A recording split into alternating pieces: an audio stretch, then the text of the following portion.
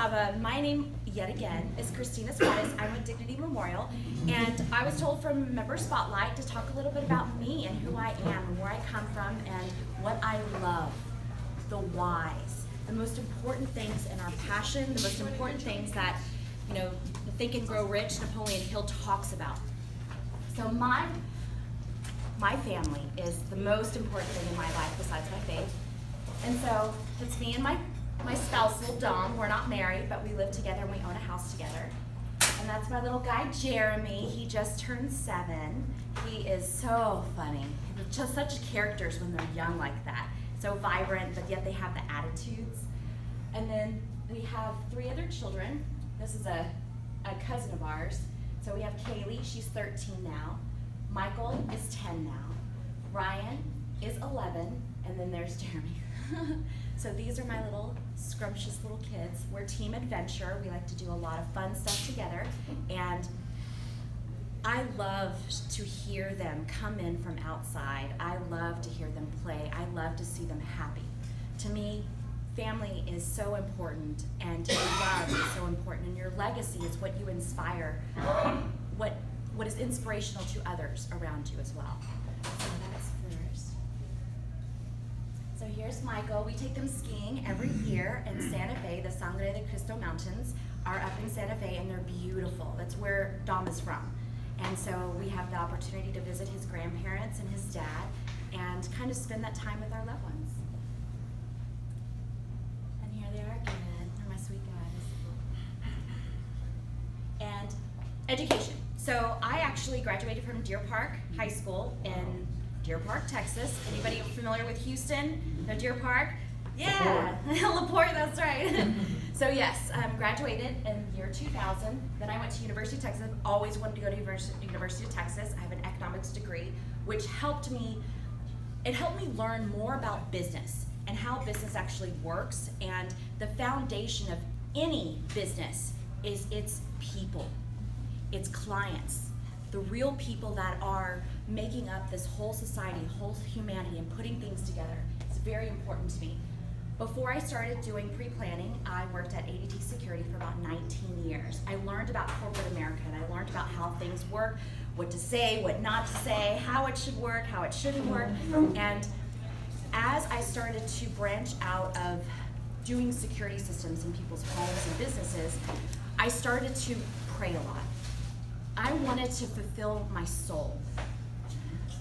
As we're doing our business stuff every day, we get wrapped up in the money, we like the sale, we got this, we got that, and then you have your business, managers telling you, well, you need to make this quota and do this.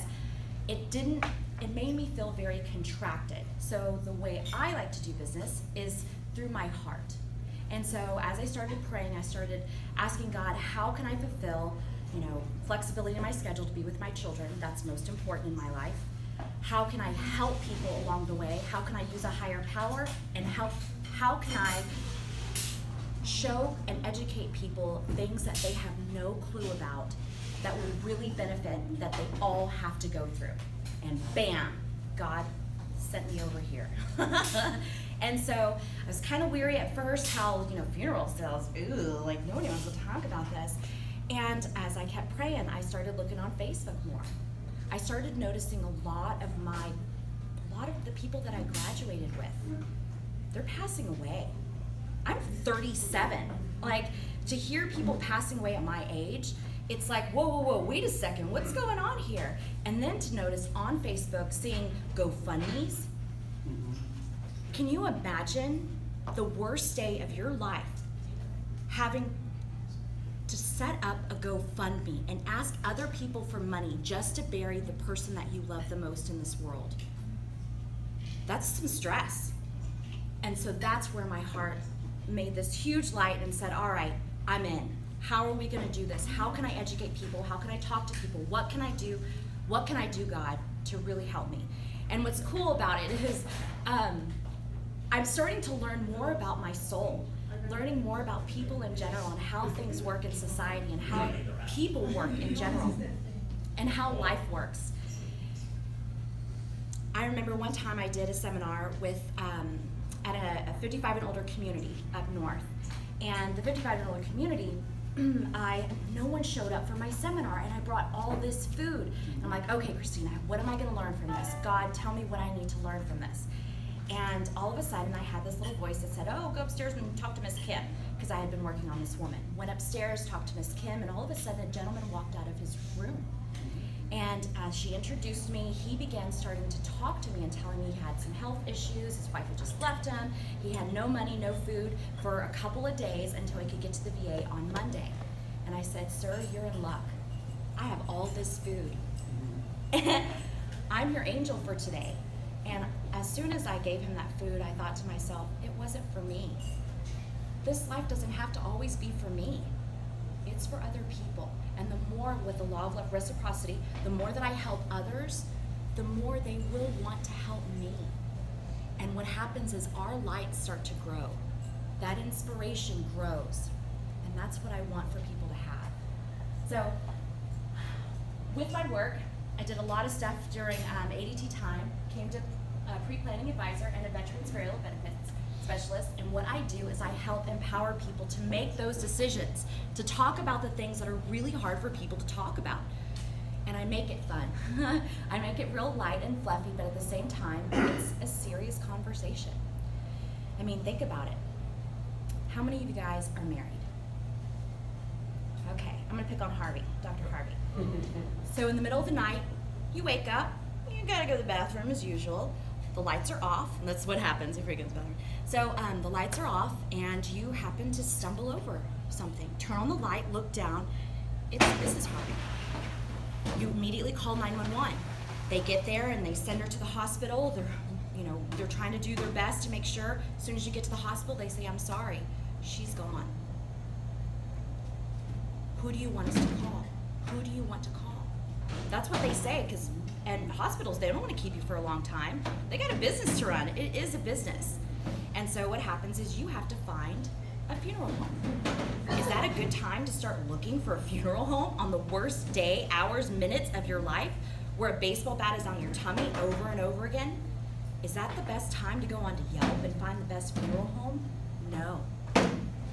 When I meet with people, I want to meet with both your spouse. I want to meet people together, because what happens is if no one does anything, or they only say, well, I kind of want to do that, and they don't put it down in writing, and they don't secure rates, I'm stuck with them in the cemetery trying to pick out a plot for both spousals on the worst day of their life, and that's depressing. The idea is doing it together, making sure that it's together. Now, what happens, Dr. Harvey and Mrs. Harvey, you guys go to CVS, Walmart all the time. What happens if both of you are gone? What happens if that happens like that? Oh, geez. Who's going to be responsible? Who's going to be the one in front of the funeral director? Do they know what you want? Do they know what to do? Do they have the money to fork over? It's expensive. And so what happens is we want to help eliminate that. There is an easier way than waiting till that moment and being on the wrong side of the fence. When we sit down, we do 4 simple steps. The first one is to reflect. We reflect who is going to be there on that day, making sure that the 124 questions, a minimum of 124 questions that a funeral director asks, to make sure that it's taken care of. They know exactly what you want. And the second step we do is we do a personal planning guide. We go through it. Now, Miss Camille, do your children know where your father was born? Yeah, that's something that they have to have for a death certificate. And if you can't get that in time, then what happens is your family's scrambling back and forth to try to figure out, well, what is it? In order to cancel insurance, in order to make sure that the City of Austin bill is paid, make sure all these things are done to have a death certificate. You want everything in one spot. Then when you record, you also want to honor them. My proudest moment, and it asks the proudest moments in your life. My proudest moments are when I can hear my 7-year-old singing in the shower. It melts my heart. And you better believe when that day comes and they're reading it in my own handwriting, he's gonna feel so loved, and that's the idea. Then the third step is secure.